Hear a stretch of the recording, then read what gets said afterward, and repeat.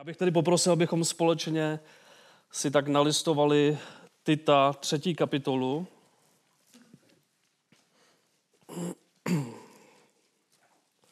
A já bych přečetl verše 3 až 7. Víte, člověk, když přichází k písmu a do písma a chce vykládat písmo, tak někdy se dostaneme, že vykládáme písmo a jsme už někde ve 3. kapitole a tak to působí, jako že jsme si něco vytáhli z té kapitoly. Nádherně to navazuje, jak Pavlovo učení, to, co je v písmu a i to, co dnes bylo řečeno, i to, co Pavel poukazuje, kdy dává ty teologické věci a zároveň vždy ukazuje, že to má vést k tomu, co my říkáme dobré skutky. A dnes tedy spasení z víry ukazuje na Boží slávu. Spasení z víry ukazuje na Boží slávu a my budeme v tomto textu v Titovi 3 až 7. Neboť i my jsme kdysi byli nerozumní, neposlušní, bloudící. Byli jsme otroky žádostí, všelijakých rozkoší, trávili jsme život špatnosti a závisti. Byli jsme odporní a navzájem jsme se nenáviděli. Když se však zjevila dobrota a lidumilnost Boha, našeho zachránce, zachránil nás ne na základě skutků, které jsme my učinili ve spravedlnosti, nýbrž podle svého milosrdenství, skrze koupel znovuzrození a obnovou Ducha Svatého, kterého na nás vylil hojně skrze Ježíše Krista, našeho zachránce, abychom se ospravedlněni jeho milostí stali dědici v naději života věčného.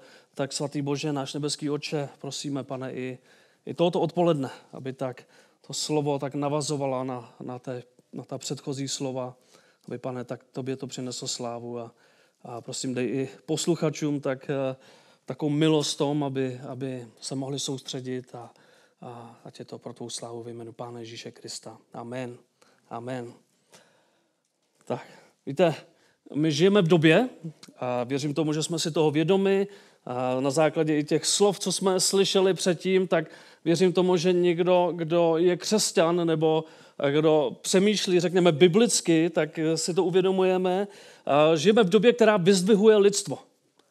A žijeme v době, kdy člověk má velmi často představu a výrazně dobrou představu sám o sobě. Člověk často sám sebe vnímá, že je dobrý, člověk se vnímá, že je moudrý, člověk sám sebe vnímá, že je spravedlivý a my nějakým způsobem tak nějak vnímáme, že když to je ve světě, tak si říkáme, jo, to jsou lidi ze světa, to chápeme a podobně, ale někdy se toto stává, že můžete přijít i do shromáždění, kde lidé mají ten pocit sami o sobě, že oni jsou těmi, kteří jsou ti dobří, že oni jsou ti, kteří jsou ti moudří a ti spravedliví a tím pádem i tak svůj život žijí v tom, že si myslí, že si tak zaslouží tu boží přízeň.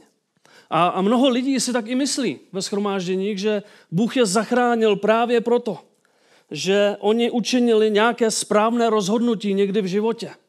Že se správně rozhodli následovat Boha. Já jsem učinil kdysi správné rozhodnutí a následuji Boha a já. A můžeme často slyšet v různých shromážděních, v různých kruzích i mezi věřícími, nejenom, prosím, to, že si nevěřící myslí o tom, že si něco zaslouží před Bohem, ale i často lidé, kteří říkají, že jsou věřící a v podstatě si domnívají, že si to zasloužili, neboť na rozdíl od jiných, kteří, když přemýšleli o těch věcech, tak na ně nereagovali, ale oni byli dostatečně moudří na to, aby reagovali a vlastně za své vůle, tak říkají, za své vůle pozvali Pána Ježíše. Oni vnímají, že jsem to já, kdo byl tak spravedlivý, já jsem pozval Pána Ježíše do svého života a tak Bůh měl tu obligaci mne zachránit.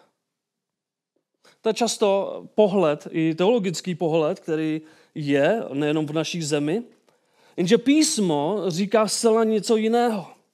Něco, co člověka, jeho moudrost nevyvyšuje, ale naopak něco, co člověka s celou jeho dobrotou, s celou jeho moudrostí, celou jeho spravedlností naopak pokořuje. Písmo totiž ukazuje na člověka, my jsme to neslyšeli a já mám radost z toho, že to mohu opakovat, tak jako apoštolové vždy rádi, že ho říkali, nemám problém toto opakovat. A také se říká, že do třetice všeho dobrého, to je známé přísloví, pak jedno méně známé, do čtvrtice všeho dobrého, a to si pamatujte. A To znamená, písmo totiž ukazuje na stav člověka jako ztraceného hříšníka bez znalosti Boha, bez schopnosti najít Boha z vlastní vůle. To je to, co písmo ukazuje, že člověk není schopen najít Boha z vlastní vůle a ukazuje na Boží moc a Boží slávu ve spasení a jasně dokazuje, že naše záchrana, a tak, jak jsme o tom slyšeli, jestli jsme zachráněni, to znamená zachránění můžeme přeložit i spasení, takže to je plně Boží iniciativa. Že to je plně něco, co Bůh vykonal v životě člověka, je to jeho vůle a je to jeho převzácná milost. A ta sláva patří jemu. A v našem dnešním textu, úžasný text, a já děkuji, že jsem dostal tento text, a Titus 3:3-7 je takový nejkrásnější příklad shrnutí evangelia, možná v celém Novém zákoně. A ty moje body jsou zcela jednoduché, protože v tom textu opravdu není třeba vymýšlet nějaké novátorské věci. Ne, je dobré, že kážeme všichni stejné věci, to je v pořádku, protože to ukazuje na to, že jdeme všichni z písma. Tak náš první bod, člověk bez Boha je ztracený a je v otroctví hříchu. Člověk bez Boha je ztracený a je v otroctví hříchu. Víte, Pavel vysvětluje v mnoha jiných listech, jakou zničující moc hřích má. A věřím tomu, že pokud znáte písmo, tak víte třeba Římanům 1. kapitola. Ta 1. kapitola známá, že jo, kdy Pavel hovoří o hříchu. 1. Korinským 6. kapitola. Galackým 5. kapitola. A Pavel tak hovoří opravdu o té zničující moci hříchu, která je. A zde v Titovi píše Pavel trošku úsporněji, protože na to používáme jenom 3. verš, jeden verš, takže je to trošku úspornější než třeba první kapitola Římanům, kde je to 18 až 32, kde to máme tu dlouhou pasáž. Tady Pavel píše trošku úsporněji, ale s jasnou intenzitou. Je to sice úsporné, ale velmi intenzivní, to, co Pavel tady v tomto textu říká, a zahrnuje tam všechno potřebné k pochopení závažnosti našeho postavení před Bohem, které máme před obrácením. A hned na začátku toho 3. verše, když se podíváme, tak Pavel říká, neboť i my jsme. Neboť i my jsme, a to je velmi důležité, co říká Pavel.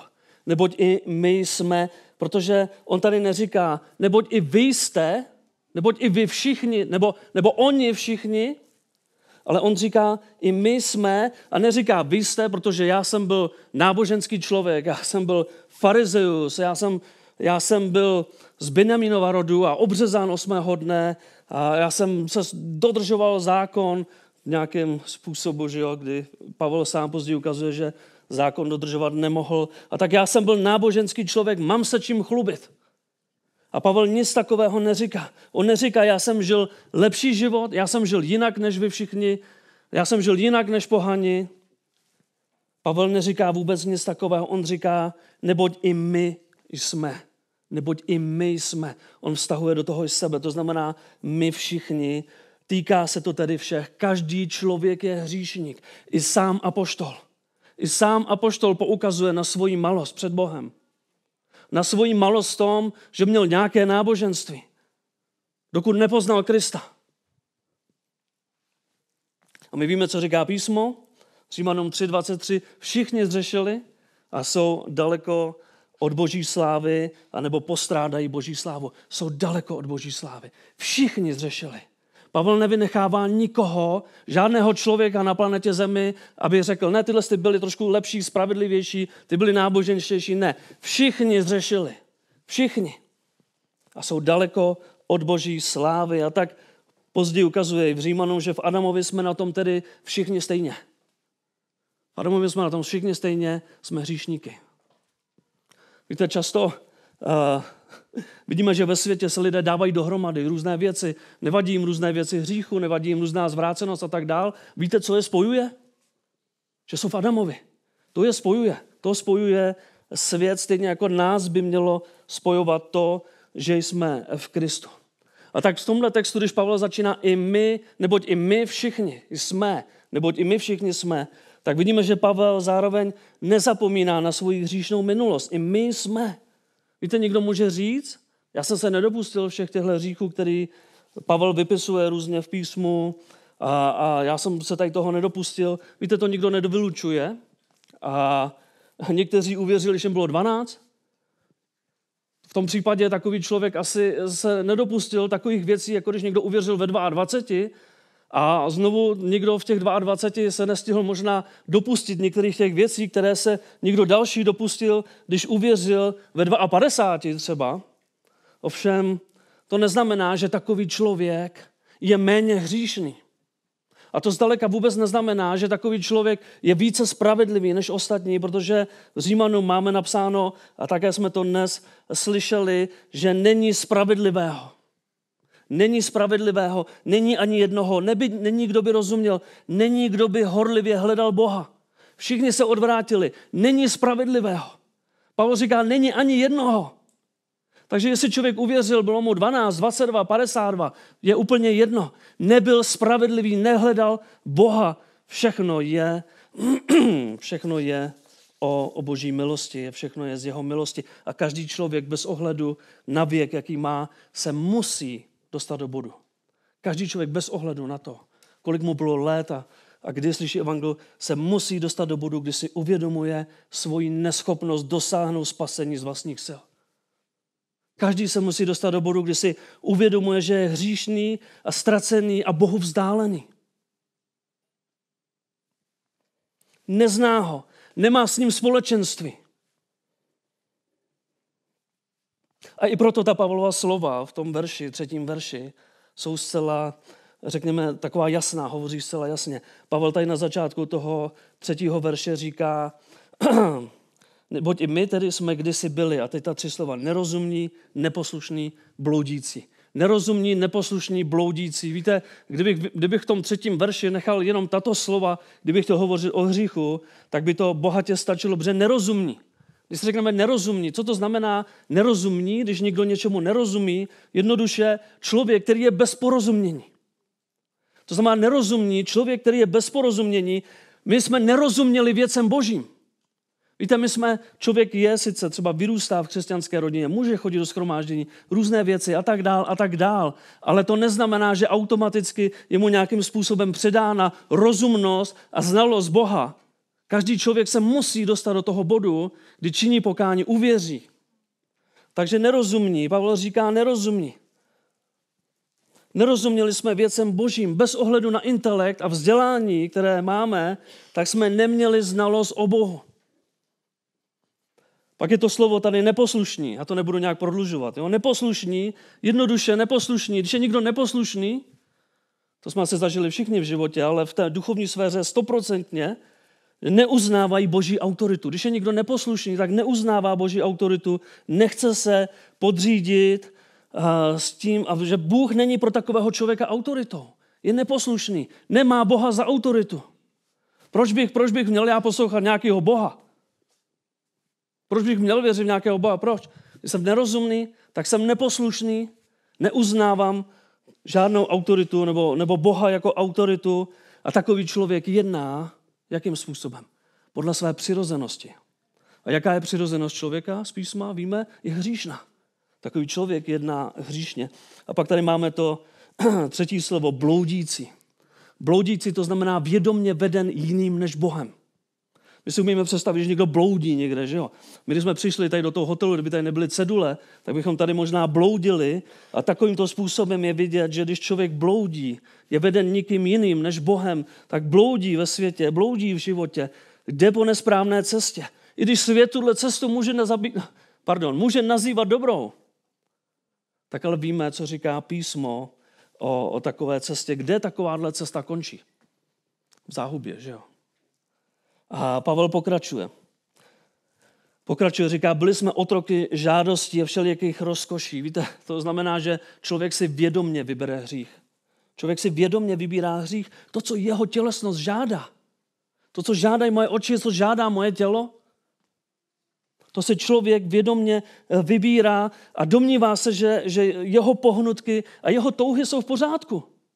Proto někdy, když se bavíte s někým, kdo je nevěřící a začnete třeba vysvětlovat pomalu věci hříchu nebo podobně, nebo ukážete někomu, kolegovi v práci, spolužákovi podobně, že tyhle věci ne, to není v pořádku a oni si říkají, co je na tom špatného, tohle je v pořádku, to je úplně v pohodě a tak dál a domnívají se, že ty jejich pohnutky, které mají, že jsou dokonce i dobré.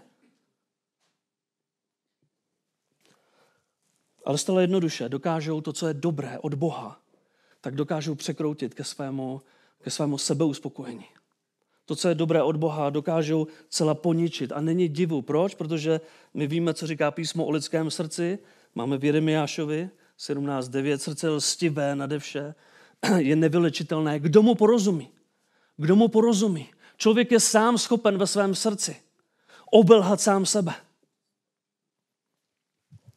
Člověk sám sebe obalže. A Pavel tady pokračuje špatnosti. To znamená, byli jsme motivováni zachovat se k druhým tak, abychom jim vrátili, co oni domněle způsobili nám. Závisti. A jednoduché slovo to známe všichni. Někdo má něco, co my ne. Někdo má něco, co já ne. A závistivý člověk nikdy není spokojený s tím, co má. Nikdy nedochází spokojení, nikdy nedochází té vděčnosti. Vždy chce více. A z těchto postojů, to, co budeme pokračovat v tom 3. verši, tak z těchto postojů vidíme, že vychází ovoce. Vychází z toho dobré ovoce? Jste asi unavený, neměli jste kafe? Ne, vychází z toho špatné ovoce. Tady z toho všeho, co následuje, z toho vychází špatné ovoce. Proto Pavel říká, byli jsme odporní a navzájem jsme se nenáviděli. Byli jsme odporní a navzájem jsme se nenáviděli. Víte, v tom se ani nedá hledat nějaký racionální základ. To se nedá, protože lidé dokáží někoho nenávidět nebo odmítat jen na základě domněnek a pocitu. Jak já se cítím o tom člověku? Koho budeš volit? Toho a toho. Proč? Cítím, že tamten. Nemám ho rád, protože tamten toto. Počká, to je fakt? Nebo na to cítím. Na základě pocitu člověk nemusí mít někoho rád, má nějaké domněnky, nebo i na základě falešného svědectví druhých. Někdo vydá falešné svědectví o někom, my ho ani neznáme a už toho člověka, hle, to říkal on, už ho nemáme rádi také. Už také máme k tomu člověku nějakým způsobem vybudovanou nedůvěru a nedávist a podobně. To znamená na základě falešného svědectví druhých, anebo na základě vzhledu. Já byl učitel ve škole. Děcka, proč ho nemáš rád? Já se na ně ani nemůžu dívat, jak je hnusnej. Já ho nenávidím prostě. I na základě vzhledu lidé dokážou někoho jednoduše odsoudit nebo nenávidět. Proto tam nehledejte žádný racionální základ u hříšníků. Takový člověk si najde cokoliv. Oni se najdou cokoliv. A my to víme, protože i my všichni jsme takoví byli. A i my všichni máme občas takové tendence do tohoto spadnout. A pokud krátce shrnu tento verš, tak lidé jsou zaslepeni Boží pravdě, jsou zaslepeni Boží vůli, nebo vůbec jakékoliv duchovní realitě a i proto vidíme ten svět kolem nás takový, jaký je. Když lidé říkají, proč se dějou tyhle věci, proč se děje tohle, přečtěte jim ten 3. verš a řekněte jim, protože lidé jsou nerozumní, neposlušní, bloudící, vysvětlete jim, co písmo tak o tom říká. Lidé jsou v nepřátelství vůči Bohu. Tohle je pravé postavení člověka před Bohem. Neschopnost, nepřátelství. A potom takovýhle člověk může přijít a říct, já jsem tak spravedlivý a tak dobrý. Tady jsem, Bože, zachraň mě. My víme, že to tak není. Že rozhodně to není člověk, kdo by mohl způsobit svoji záchranu. A v písmu to jasně vidíme. A musíme to vždy vidět. Musíme to vidět, když chceme někoho evangelizovat. Musíme to vidět, když chceme předávat čisté evangelium. Že se člověk nemůže sám zachránit. A to vede k jednoduchému bodu, k druhému bodu. Jen Bůh zachraňuje hříšníka. Je to jen Bůh, kdo zachraňuje hříšníka. Titus 3:4, kdy tady máme tak napsáno, když se však zjevila dobrota a lidumilnost Boha, našeho zachránce. Vidíme ten přechod? Přecházíme od toho hříchu, Přecházíme ke komu? K naší dokonalosti, k naší dobrotě? Ne. Z naší nedokonalosti, z naší neschopnosti a nespravedlnosti přecházíme k Bohu, který je dokonalý. Vidíme, že každý aspekt naší spásy je jenom z Boha. A jenom z Boha samotného, z nikoho jiného. A ten přechod tady mezi tím veršem 3 a 4, tady ten přechod z toho hříchu do verše, který oslavuje již Boha, tak je takový typický rys, který apoštol Pavel dává v některých svých listech, kdy ukazuje nejprve na stav člověka a potom poukazuje na boží záchranu, kdy poukazuje na lidskou nemohoucnost a poukazuje na lidskou, na boží milost. A něco podobného Pavel dělá v Efeským. Možná si vzpomenete, určitě si vzpomenete. Efeským ve 2. kapitole, že jo, když Pavel, já nebudu číst od 1. verše, ale v tom 3. verši, kdy Pavel říká, mezi nimi jsme kdysi i my všichni žili v žádostech svého těla. Dělali jsme to, co se líbilo tělu a mysli. A tak jsme byli svou, poslouchejte, přirozeností. To, co je v nás jako v člověku, tak jsme svou přirozeností, jsem se sám ztratil, děti hněvu tak jako ostatní. Ale přichází ta 2 nejkrásnější slova, která tam potom jsou v písmu. Ten 4. verš. Ale Bůh. Úplně odzbrojený. Aby si člověk mohl o sobě něco myslet. Že je něco dobrého, že je něco záslužného v něm. Ta 2 nejkrásnější slova, která přichází ve 4. verši. Ale Bůh. Bohatý v milosrdenství pro svou velikou lásku, kterou nás miloval, i když jsme byli mrtví pro svá provinění, obživil nás spolu s Kristem. Milostí jsme zachráněni. Nádherný přechod, který Pavel ukazuje, a tak já to tak vnímám, že i v Titovi on takto přechází od toho hříchu, kdy přechází k boží milosti a poukazuje na velikého Boha. A tady říká, když se však zjevila dobrota. Hovoří o dobrotě Boha, což naší záchranu z hříchu, naší záchranu z beznaděje a smrti. A vidíme, že ta záchrana je plně iniciována z čeho? Z boží dobroty. Protože my jsme byli hříšní. A co se zjevilo? Boží dobrota. To on nás ve své milosti, lásce a v tom opravdovém zájmu přitahuje k sobě. Je to Bůh, kdo přitahuje člověka. Proč? Aby nás vykoupil z hříchu. A ten verš také hovoří, máme tady také o lidumilnosti Boha. Možná později z řečtiny víte to slovo filantropie, které se používá, ale lidumilnosti Boha, což poukazuje na soucit či touhu někoho zprostit bolesti. Zprostit ho potíží nebo nebezpečí. Když je člověk nepřátelství vůči Bohu, je v bezpečí? Ne. Chvála Bohu za jeho dobrotu, jeho lidumilnost. A potom tam máme napsáno za tou dobrotou a lidumilností našeho zachránce. Našeho zachránce. A my nemáme možnost přijmout jinou odpověď na otázku, kdo nás teda zachránil. Kdo nás zachránil? Moje dobré rozhodnutí? Moje dobré srdce, které je zkažené? Moje přirozenost, která je hříšná? A nemáme jinou odpověď. A Pavel krásně jde. V tom 5. verši hned na začátku Pavel odpovídá na tu otázku. Zcela jednoduše. Zachránil nás.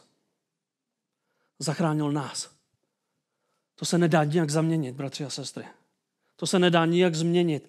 Zachránil nás, to slovo zachránit, spasit, se v Novém zákoně neužívá jen jako záchrana od nebezpečí, ale také jako záchrana od odsouzení. A naše spasení není následek naší činnosti, ale toho, co Bůh učinil, sám Bůh učinil. A on to učinil ze své vůle, ne z naší vůle. A on to učinil pro svou slávu, ne pro naši slávu. Ze své vůle a pro svou slávu toto Bůh učinil. A přesto lidé říkají, že jo, často se stále lidé říkají, a co já? A co pak to nejsem já, kdo tak dobře a spravedlivě reagoval? Co pak to nejsem já, kdo byl tak moudrý a spravedlivý a reagoval správně tenkrát na výzvu? No ty sice reaguješ, ale. Je tam nějaké ale, jo? Protože ta odpověď je hned v té další části toho 5. verše. Ne na základě skutků, které jsme my učinili ve spravedlnosti. Ne na základě skutků, které jsme my učinili ve spravedlnosti. A tohle je ta část učení z písma, která je pro člověka hůře stravitelná. To se mnoha lidem hůře tráví, protože lidé přijímají následující. Bavíte se s lidmi a říkáte, Bůh nás zachránil. Ano, Bůh nás zachránil, přesně tak, Bůh nás zachránil, výborně. A pak řekne, protože jsem byl moudrý, tenkrát jsem já vyznal, já jsem uvěřil, a řeknete, no tak to už ne. Víte, jak si to protiřečí, jo? Bůh nás zachránil, ale já, to už je hůře strávitelné, protože ta odpověď je ne.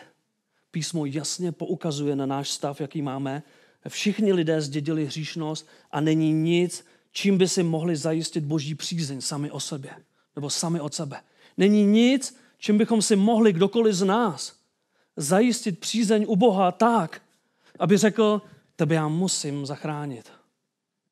Tak nádherný skutek ty jsi vykonal. Tak dobrou věc ty jsi udělal. Ne, není nic. A co říká písmo? Já možná kvůli času.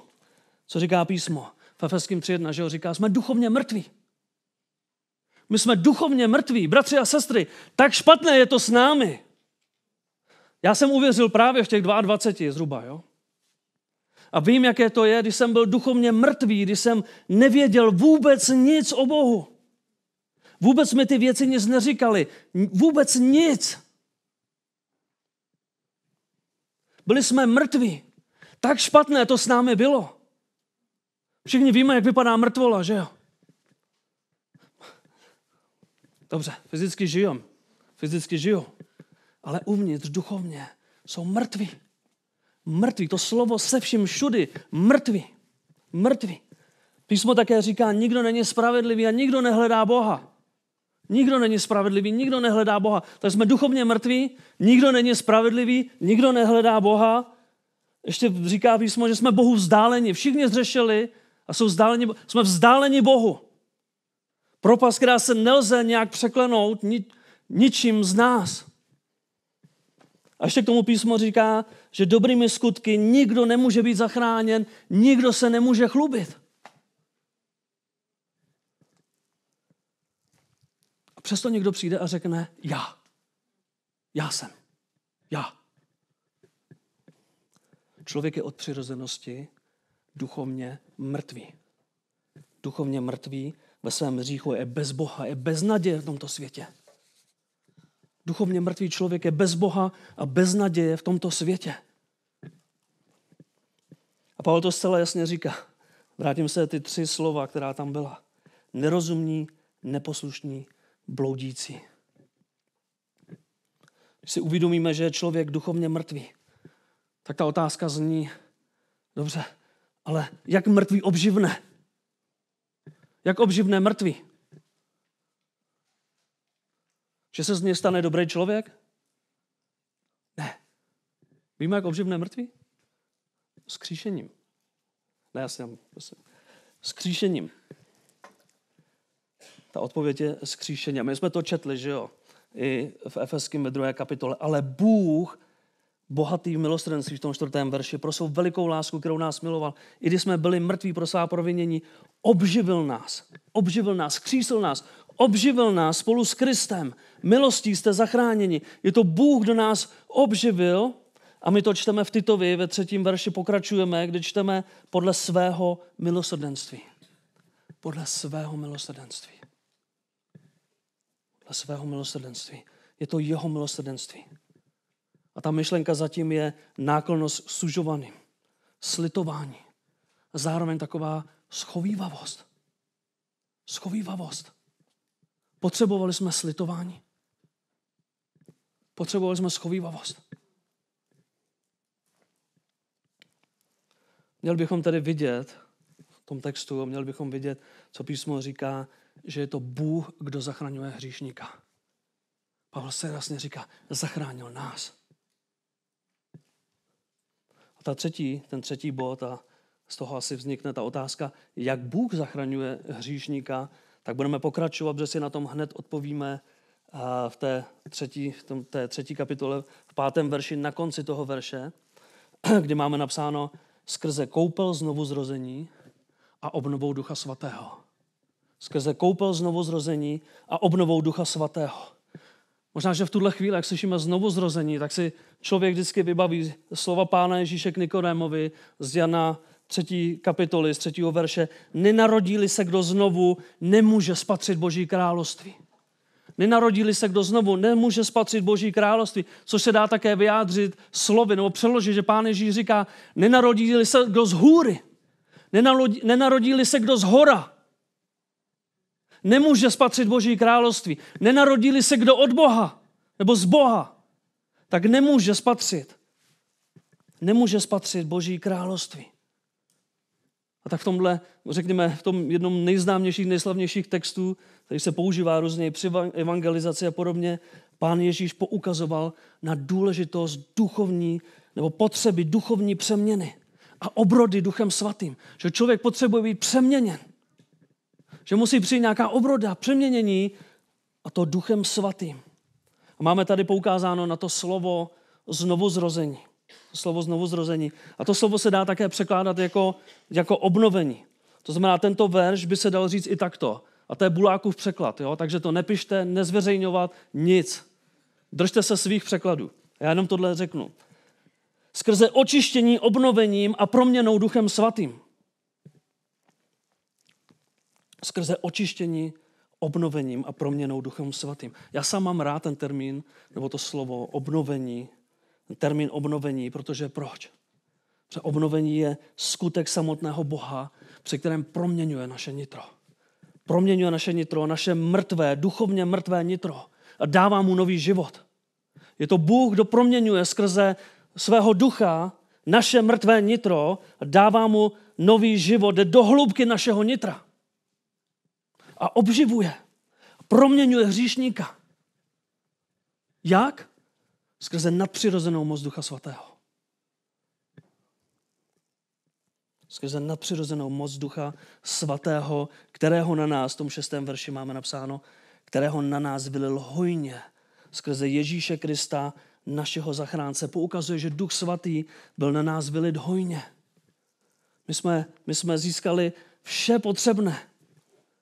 potřebné požehnání, které je potřeba k záchraně. On nám nic neubral. On nám neubral ze svého ducha. On nám neubral nic té záchraně. Ve chvíli, kdy obživil to mrtvé nitro hříšníka, to mrtvé nitro člověka. Vidíme, že obnovení je zcela skutkem Boží milosti. Že to Bůh, kdo tyto věci koná. Že to Bůh, kdo může obživit to mrtvé nitro. Když je něco mrtvé, tak my to neobživíme. Ale je to Bůh, kdo proměňuje to lidské nitro, kdo ho obživuje. Víte, tam není žádné naše přičinění. Na to není žádná přípravka. Pojď, budeš chodit ke mně na přípravku do sboru, ke kazateli, budeme se připravovat, protože v neděli přijmeš ducha. Nic takového, prosím, nic takového není, vše takové je vyloučeno. A já se to pokusím v krátkosti vysvětlit, abychom si to tak nějak shrnuli, abychom to chápali. Hříšník, jakýkoliv člověk, jakýkoliv hříšník, když slyší Boží slovo, nebo slyší evangelium a pokud reaguje kladně na výzvu činit pokání a věří v evangelium, co řekl Pán Ježíš, že jo? Pán Ježíš řekl, čiňte pokání a věřte evangeliu. Musí tedy věřit evangeliu. Slyší evangelium, slyší tu výzvu na pokání a víru v evangelium Pána Ježíše Krista, tak je to Duch Boží, který působí při slyšení slova, takže člověk je zasažen ve svém nitru. Člověk slyší slovo, slyší evangelium.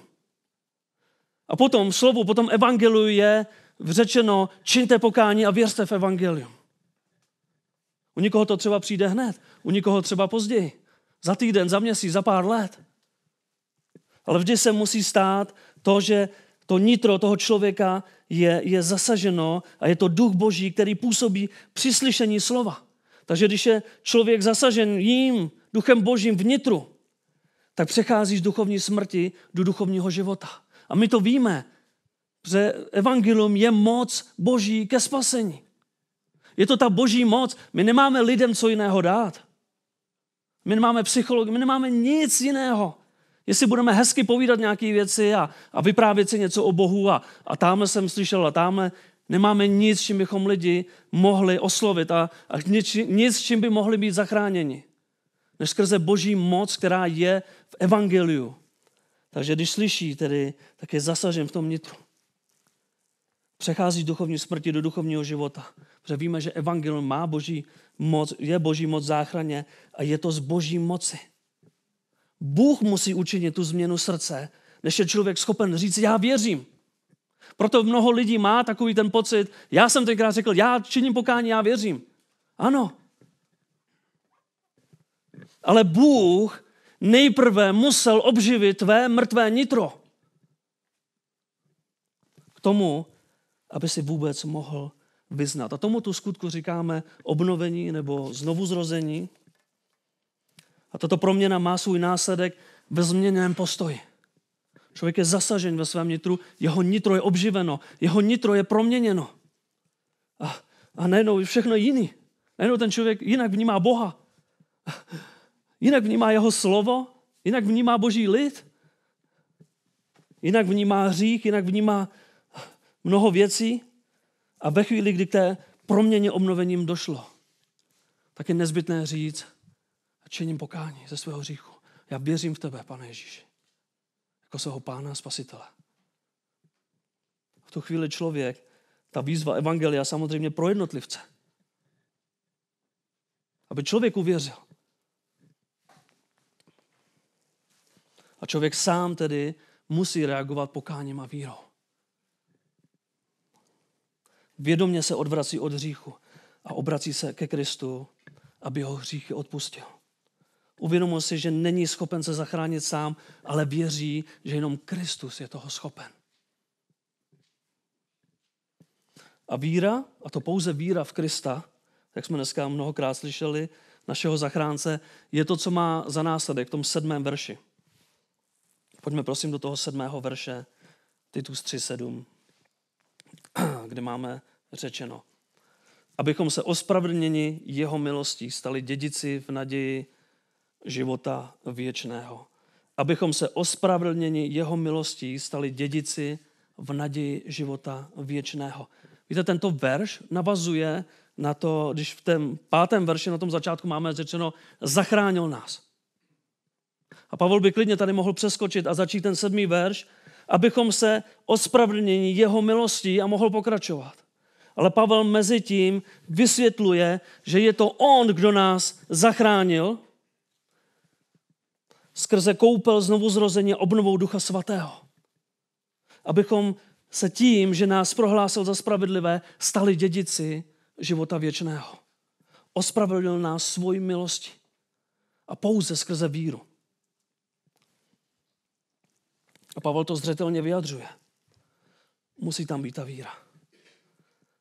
Římanům 3:26 nemusíte. Ospravedlněte toho, kdo žije z víry z Ježíše nebo z víry Ježíšovi. Římanům 5:1. Když jsme tedy byli ospravedlněni z víry, máme pokoj s Bohem skrze našeho Pána Ježíše Krista.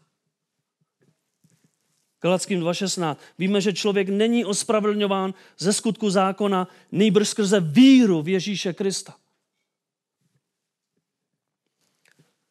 A tak písmo, já to jenom shrnu, to, co jste dneska všechno slyšeli, ale věřím tomu, že všechno to bylo úžasné, tak písmu vidíme, že ospravedlnění před Bohem znamená, že nám Bůh odpustil všechny hříchy a přičetl nám Kristův spravedlivý život. A chová se k nám, jako bychom žili my. Není to úžasné?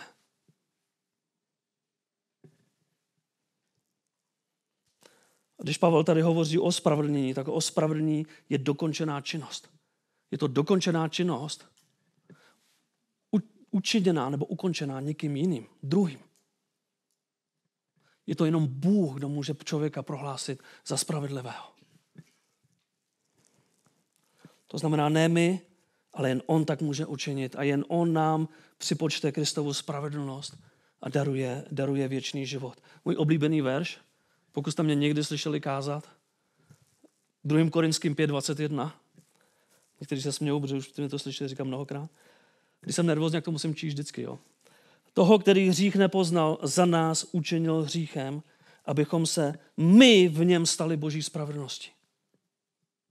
Úžasný verš. Jeden z nejkrásnějších písmů. Toho, který hřích nepoznal.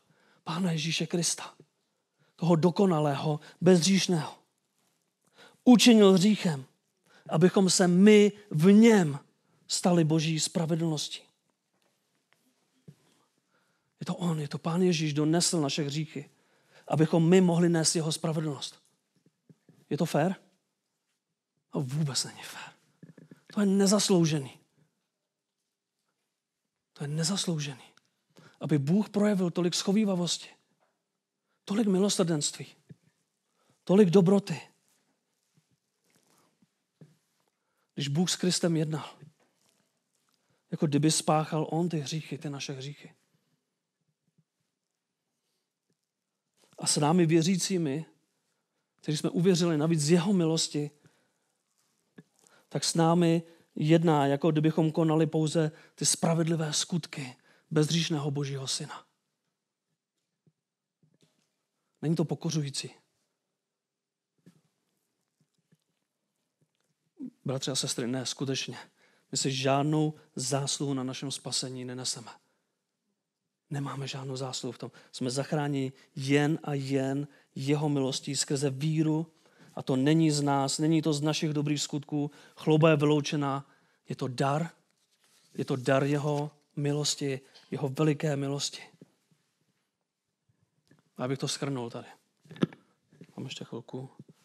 Písmo zcela zřetelně ukazuje, kdo je za záchranou člověka.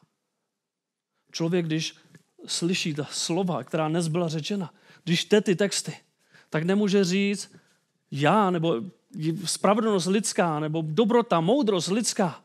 Nemůže. Písmo jasně ukazuje, jak je to se záchranou člověka. A proto člověk si nemůže nikdy myslet, že učinil něco moudrého, nějaké moudré rozhodnutí, kdy něco vyznal a že vlastně stačí mít nějakou víru a k té víře přidat nějakou ctnost a potom jsem teda věřící. Ne. Písmo ukazuje, že ta víra musí být spásná víra. A ta spásná víra přichází ve chvíli, kdy člověk je očištěn skrze koupel, znovu zrození. Očištěn skrze koupel. Nepřemýšlejte o křtu. Tohle je úplně jiné slovo řecké, lutron. To znamená očištění, vnitřní očištění. Kdy je člověk vnitřně očištěn, vnitřně vyčištěn. Vnitřně připraven na to, aby mohl přijmout svatého spravedlivého Boha. Aby ho mohl vyznat ve víře.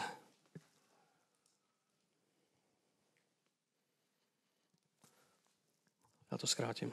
Je to Bůh, který zachraňuje člověka. Je to Bůh, kdo určil podmínky spasení. Je to Bůh, kdo určil, jak to bude. Je to Bůh, kdo dal své slovo. Je to Bůh, kdo dal evangelium. Je to Bůh, kdo řekl, jak bude evangelium kázáno. A je to Bůh, kdo dal podmínky toho, jak člověk bude zachráněný. Nikdo jiný. A je to také Bůh, kdo se oslavuje ve víře těch, kteří ho později vyznají. Protože pokud je to Bůh, kdo proměňuje naše nitro, já jsem Boha nehledal. Já bych ho nikdy nevyznal. Když Bůh promění nitro člověka na základě slyšení Božího slova, na základě slyšení evangelia, promění jeho nitro, obživne jeho nitro. Potom člověk řekne, já jsem hříšník. Bože, zachraň mě. A slyší zprávu o Kristu a uvěří v Krista jako svého Pána a Spasitele. Tak je to, v čem se Bůh oslavuje, co přináší Bohu slávu.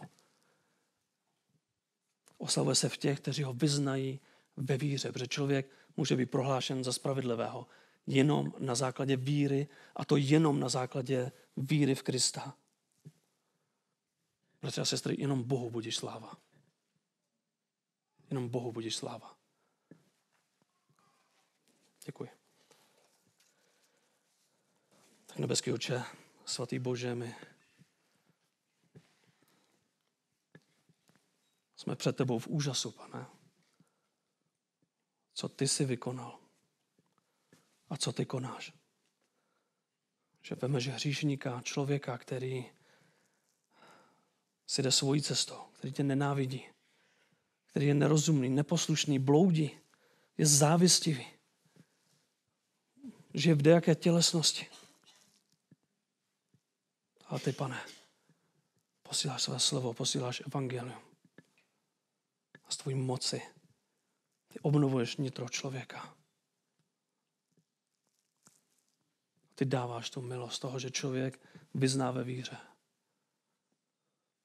Ve víře našeho Pána a Spasitele Ježíše Krista, toho nádherného. Jaká to milost, jenom přemýšlet o tom, že seš to ty a jenom tobě a tobě jedinému patří sláva a čest nade vše. Amen.